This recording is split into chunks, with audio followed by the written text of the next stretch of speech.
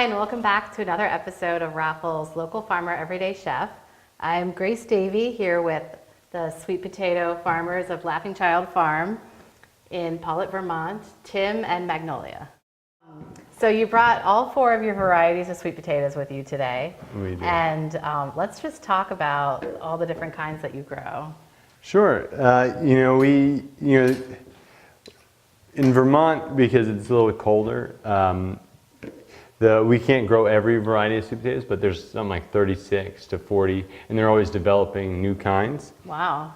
So we mostly grow at the 90-day varieties. That means like from June till September, they're frost-free days, we can grow these. So we have, you're melting, kiddo, you're melting. We have Beauregard, which is, so what most people are familiar with are like what I would call the orange skin, orange flesh varieties that you find in the grocery stores. So that's your Beauregard and your Covington. So both have, you can see there's subtle difference. This is a little bit redder in skin color, but they both have an orange flesh. And they both taste similar to each other? Yes. One of the main differences between the two are the shape. This Covington has a smoother skin, and it just grows in a different shape, which people really like. But culinarily, they're just a little bit different in that this makes a silkier puree. Ah. And I use, because at home I have the choice of like which sweet potato I'm going to cook with now. So I use the Beauregard when I make a stew or a stir fry because it holds up, like with that cooking, it holds up to if you want the texture as you're eating. So it's a denser kind of potato? That's right, yeah. So whereas if I'm going to make a smoothie or put it in waffles, I tend to use the Covington for the purees. Oh, cool. The other two varieties I have are, this is a Carolina Ruby. It's got a purple skin, we call that purple or red, and bright orange flesh, right? And so that actually I use when I want to, my daughters make sweet potato pie, and they try to use that because it makes it's a bright orange. So when I really want a dish to pop, I'll use those Covington or those Carolina Rubies. And these are murasaki, which they call a Japanese type potato, and they're purple on the outside and white flesh on the inside. Oh. Huh. And there's all sorts of different varieties of sweet potatoes.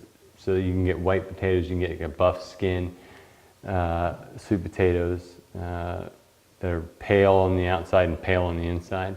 But a lot of those varieties require 120 days. So. Well, it sounds delicious. So these ones here, what are these that you had baked?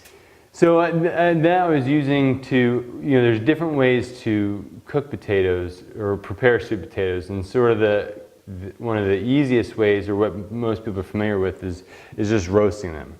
And these were just some Beauregards I had, and I pricked them with a fork, maybe 5 to 6 times, and I put those in the oven. Depending on how the lower the temperature is better. So like around 350 is better. Oh, okay. And those I did those this morning, and those took about an hour and a half. Oh, okay. To cook. And I just, every so often I'd reach in and... Were they wrapped in foil? No, they weren't. They're just plain right on there. You kind of want that dripping that's slower. The slower you can go, with it, the more you're going to get the juices to turn to, you're going to get the starches to convert to sugars, and it's going to be sweeter. And this is just caramelized sugar. Wow. oozing out of the potato. So, but most of the time I don't have, so I'll do this for breakfast. I'll do roasted sweet potatoes for breakfast for the kids. Magnolia's got 3 older sisters. They all eat sweet potatoes in different ways. When you have that many, we have 6 in our family. When you have that many, everybody likes something different, And wow. so sweet potatoes are actually great for us because everybody can get a sweet potato, and I like black beans and salsa on mine. their mama likes salsa and sour cream. The kids usually prefer brown sugar on their sweet potatoes. So it can just be part of our breakfast. Everybody kind of fix it the way they want. So if you get up early enough and you roast a potato, that's what we kind of do. Because it takes maybe an hour and a half to bake. Yeah. But then you allow some time to cool down before they get on the bus and brush their teeth. So sometimes we don't have enough time to get that going. So it's usually an evening meal or even a snack. We'll make them ahead of time. And these, you could even bake them the night before and then just have them already cooked in the morning. Right, yeah. And Magnolia, can I get right in here? You looking for a knife? Yeah, I got one right here. I thought we'd just cut one open. And so then you just peel it open and we Look how orange that is. Yeah, and then we just smash it like that. Let the kids make your own loaded. Yeah, load it up however they like. Nice. So. It looks so much oranger than the grocery store ones too. It's like a dark, orangey color. And what you're looking for also, because these are fresh, you're not sure how old the ones in the grocery store are, but we deliver to the local stores frequently and keep a stock. There's no brokers in between. So what you're looking for is the nice juicy, moisture is what cooks that sweet potato. So if you can have them fresh, they've got to be cured to get the nice skin on them and hold the moisture in. But a fresh, they haven't been sitting on a dock somewhere for a long time, is kind of what you're looking for. Yeah, they're beautiful. They smell so good too. I can smell it from here. Great. I'd also recommend maple syrup on it. So if you don't have brown sugar, maple syrup. Other ways we fix sweet potatoes is we tend to roast. So if you're in a hurry, so if you don't want to bake it, if you don't have an hour and a half to bake it, what we do is I actually will plan ahead. So we might save these as snacks. So when I go to bake them for supper, I might bake like twice of what I really need for that meal, and then we save them for the next morning. Or what I'll do is I'll save them and then just I'll grab them and puree them. And so then I always keep. So you'll puree the baked ones. You won't boil. That's right. Great. Because time is always so short. I'm always thinking of how I get one step in ahead. So you can puree those, scrape them out, put them in, or even just scrape them and put them into it. But I usually keep on hand. I usually keep pureed sweet potatoes for whatever I'm going to be making. So that's what that looks like there. That's just sweet potatoes. That's just pureed sweet potatoes, and it's simple to do. You can scrape that out with a spoon, or if I wake up in the morning and I want to make, like this morning, I want to make sweet potato waffles, which is what we have here, which essentially it's just waffles, but you take pureed sweet potatoes and fold them in. Let me grab a plate real quick. Fold them in with, like, instead of egg or in addition? In addition, yeah. Just does add it it. take your place of one, or? No, what I find it does, I just use this. I just use the regular sweet potato or the regular pancake recipe that I'm using, or waffle. You want to eat them? Well, why don't you wait right now? But remember how to peel these? So these are sweet potatoes. These are fancy sweet potatoes. See, they're a little bit smaller than the number ones. Oh. But I'll take a fancy sweet potato and I just steam them. So I'm not filling the pot up with completely. Maybe putting a ½ inch to an inch of water in, and then boiling that water. And this takes about right off. Yeah, and the skin we just peel it right off. Wow, easy. Yeah, and any imperfection in the sweet potato can come right out too. And then so we boil that this has been maybe boiled for 20 minutes until they're just soft all the way through. Oh, that's so easy. Yeah. And the flavor, it doesn't caramelize quite like the baked ones do? No, it doesn't. No, you're right. It doesn't But it's still a fast, quick. That's right. That's right. And you get all the nutrients in sweet potatoes. and one thing I like about mixing them into, like I put them in my muffins. I just fold this puree into the muffins, into my waffles and my pancakes, and it just adds a moisture to it that really. And then of course you can get the caramelized on the outside of the waffles. Oh, wow! Just from the Well, sweet potato? just from, I guess I'm thinking more of like the starches in the batter and the sweet potato caramelizing on the griddle. Kind of gives you that crispy outside and your tender, moist waffle on the inside. Oh, cool. So It smells so good just from you guys peeling those. It's just, if you could smell the sweet potato here, it smells delicious. We need odorama. So, like, there's no real replacement. You're just adding it in addition to a recipe. And you've got all the recipes on your website that we That's can right. share with everyone too? That's right. Okay, great. Yeah. So we'll do that. And I also want to talk about, a lot of people like to microwave sweet potatoes. So how would you do that if you're in a pinch? Yeah, we sometimes do that. What I've done is poke it, just prepare it just like you're going to wash the skin really well, and you're going to poke it full of holes, and then set that on a plate, microwave it. It probably takes, I would say, start with 10 minutes. We've got kind of a weak microwave, and so it takes a little longer. And like I said, the longer you cook it, here, set those in here. Set the skin. The longer you cook it, the more complex the flavors are going to be. So that's why roasting is kind of like the king or the queen of sweet potato cooking. But like I said, if you're looking for a quick meal, you're preparing lunch that day, you want to take a sweet potato for your lunch, just microwave it and take it with you. And then at work, then when you get to work, you can just warm it up. You just take a minute or two to warm it up at in the office or something. Yeah, and make a loaded sweet potato right there. That's right. Perfect. That's right. And like I said, it can be, the kids kind of like sweet things for breakfast, so like it works to have brown sugar, but maybe you don't want to, candied sweet potato for lunch, so maybe it's like sour cream and salsa or black beans. That's my favorite thing to put on is black beans and salsa. And jalapenos. My wife makes these great jalapenos from the garden. And I love those on those. Does she pickle them or? She candies them. Oh, what? So, yeah. Wow, I'll have to have her do a jalapeno episode. Yeah. So well, let me get the immersion blender and I'll just puree. I'll puree these, or I'll have Magnolia do it. And we should talk about, you're talking about the health benefits. I'd like to hear some more about that too. Yeah, so you see that I'm peeling, sweet potatoes in general, that bright orange color is the indicator of beta carotene or vitamin A.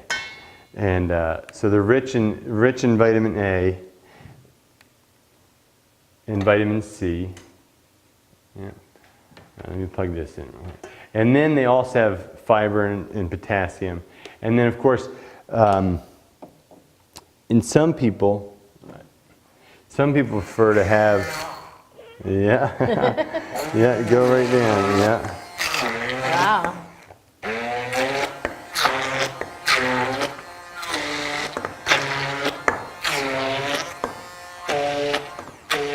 These are Covingtons.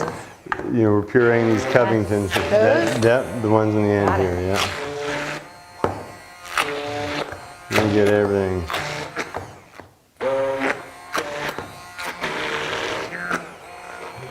Oh, can I finish it off real quick?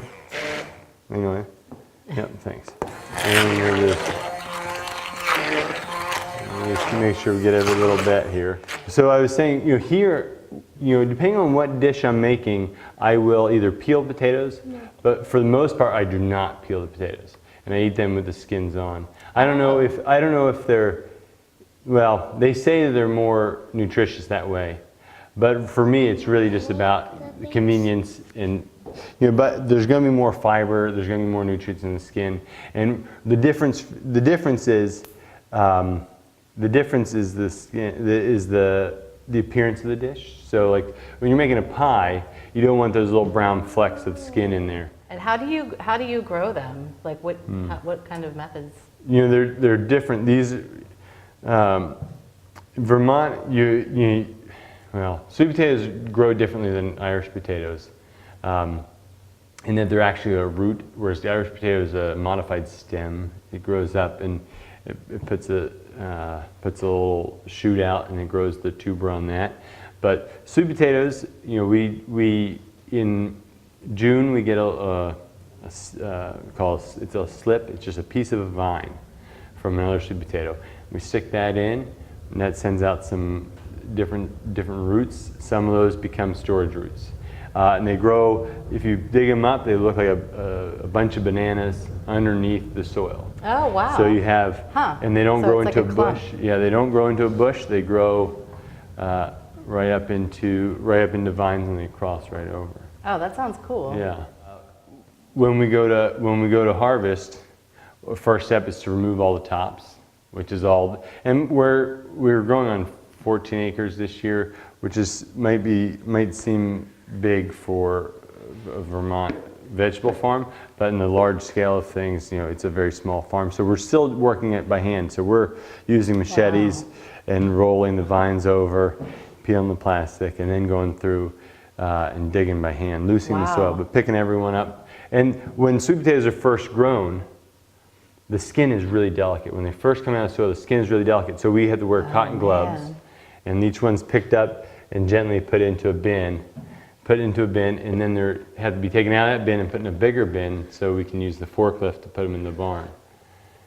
But they look so cleanly harvested. Oops, sorry as I reach over, but just looking at that end right there, it looks almost like a machine harvested. You know, that was just where somebody broke it off. And what happens is the sweet potato has a natural latex in it that will exude, you know, heal over. So all the ends have this nice healed over end. It'll scar right up and lock the moisture in. That's what you're looking for. You're looking for to keep it moist inside.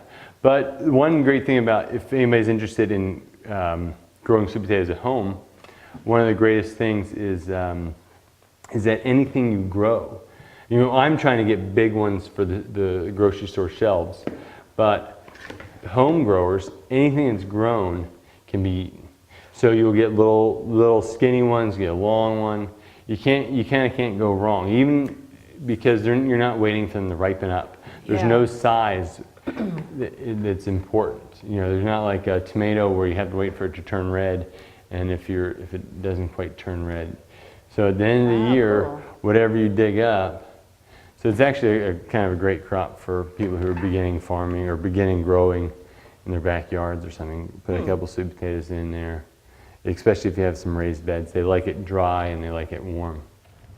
And then so for, you know, we use all sorts of, thank you. We use all sorts of, since we allow sweet potatoes, we have different ways of using them. So one of our easy syrups, we use maple syrup, but we also make our strawberry syrup, which is just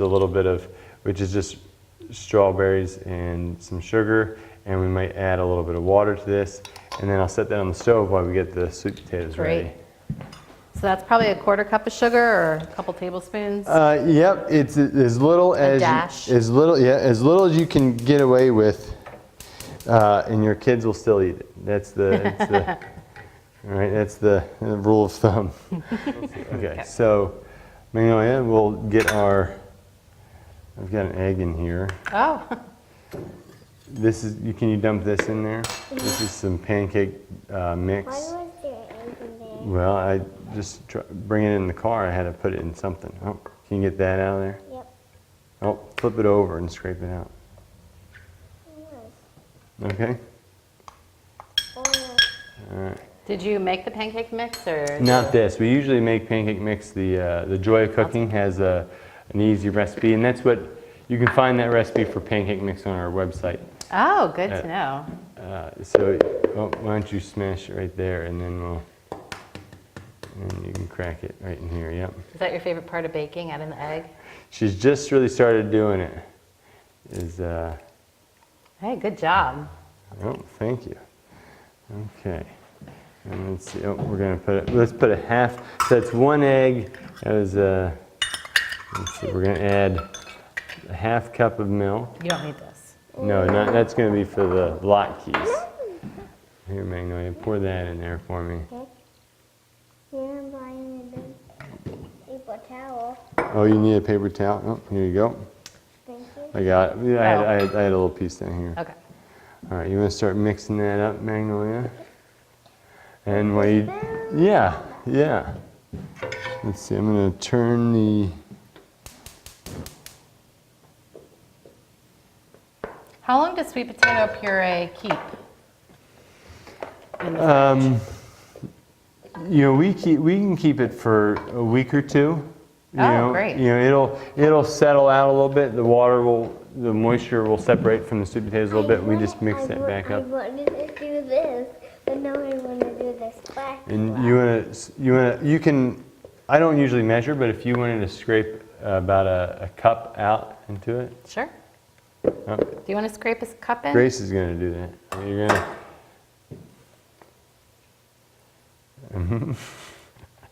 Yeah, that's good. All right. Just That's mix good? that. Yeah, mix that in there. Are you tempted to lick that? Nope. Here, I'll hold that for you. Oh, I was going to ask you too about freezing puree. Yeah, Is that something? you know, I know potatoes are. sweet potatoes. So because sweet potatoes store so well, that's one reason we got into growing this crop. Oh, okay. Is that if I were to grow, I like strawberries and I love fruits and blueberries, but if I were to try to grow that many strawberries, I'd have to sell that many strawberries in a month. But with sweet potatoes, I can grow them all summer, and then I can have the rest of the year to sell them. So with the right storage conditions, they can keep. So I would say, if you have your home garden, you can grow them and keep them. But say you're real busy and you want to prepare like once a month, prepare all your sweet potato puree for the rest of that month. That would be a good solution is to freeze them into. All right, we're trying to make pancakes here.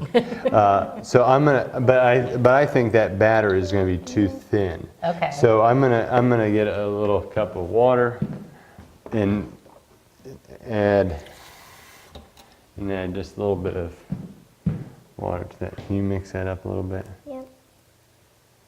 Maybe just a little bit thin. So you want it to be pourable, not ploppable?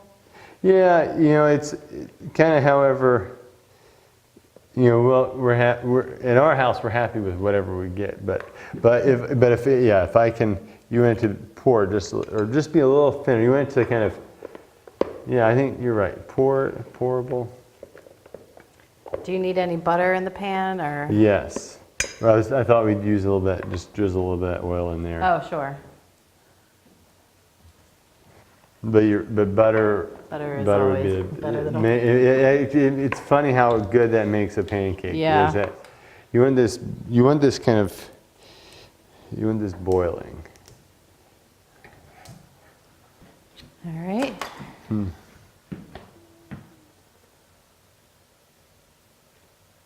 Right, and we can Is that spread. good? Yep, we can. You need a flipper? Well, yeah, we'll just spread that out a little bit with the. Oh, now I hear that. Now I hear this strawberries boiling.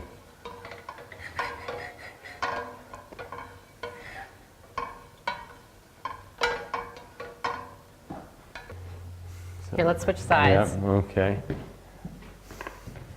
So you have a farm stand at your farm? That's right. Is it on a major road? It's on Route 30 in Paulette. So we want a little more. I'm gonna spread that out a little bit, but we want a little more, and then a little thinner. Okay. Excuse me.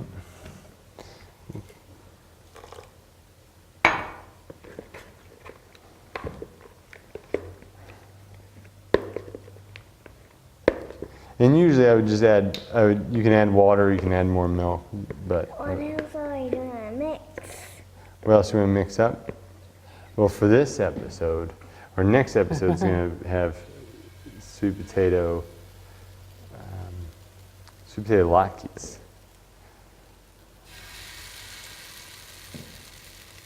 Oh.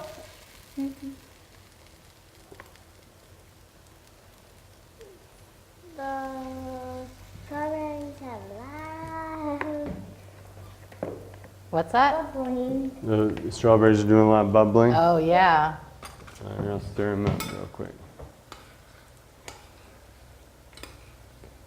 What's your favorite fruit? Strawberries or raspberries, blueberries, apples? Strawberries. They are good. You thinking about strawberries? Well, she asked me today if we could grow more, but we grow 2 rows. We have 2 rows of strawberries. Just, what's your favorite one to pick, blueberries or raspberries? The ones still in the pot. No, you like picking strawberries the best. Yeah. I thought you were gonna say apples. These are my favorite. These are your favorite to eat. Yeah. What's your favorite one to pick? No. Oh, I thought you were gonna say apples because you like climbing up the tree and throwing the apples down at your sisters. No. Catch. Yeah. Papa, no. Can I eat these? Yes. You're gonna eat the whole thing, huh? Okay. Whoa. You gonna turn it into a sandwich? Well, that's the one thing we try to make. We make the sweet potato waffles, and then we've got the extra ones, and we just make peanut butter sandwiches out of them. Later, put jam on it. And waffles freeze really well too. If anybody ever just makes a huge batch, they can freeze them and then put them in the toaster oven, a little crispy deliciousness. I like making savory ones with like cornmeal in them. Oh yeah, That's really good. Here she goes. That's right, the sweet potato waffle. So yeah, with this batter, with the pureed sweet potatoes, you can put that. We just mix that right into our muffins. We make blueberry muffins with this, waffles, smoothies. You know, so when we make smoothies, you know, you have your regular, a little bit of milk, a little bit of yogurt, some frozen raspberries or frozen strawberries, frozen blueberries, and then usually a banana or two, because the banana adds that creamy and sweetness. But actually, pureed sweet potatoes substitutes really well for the bananas. Oh, I'll have to try that. So that sounds really good. and it can be just as sweet. Those are puffing up so nicely. Yeah. And they're a little bit yellow in color. Yeah. And was that a mash of different ones, or? Let's see.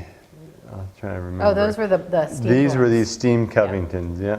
Well, yeah, you know, our kids have been, you know, right at our side at the stove because we do a lot of our own food. You know, Brooke puts up a lot of her own food, and so I'm gonna let that cool down. So they've always been helping us, in the field and in the kitchen. You know. Mm-hmm. So you just start out with your basic puree, either baked or through steaming methods, and then you just kind of add it to whatever you would normally cook. Just add it to your life. That's right. And same thing, and we'll go over that. And adding it to stir fries. You know, this is, you know, kind of breakfast, but adding it to stir fries, and again, I'm always looking for ways of adding it. Mm-hmm. These are the kind of tried and true, and then this is your. Oh, it looks beautiful. Your sweet potatoes with, some of the kids prefer a little bit more syrup on there. So sweet potatoes for breakfast is pretty common. Thank you so much for showing us, giving us some good tips here on Sweet Potatoes 101. And we'll see you next time. We're going to have another sweet potato episode, and we're going to go more in depth on the cooking methods here. So thank you guys for joining me, and thank you for joining us. Bye.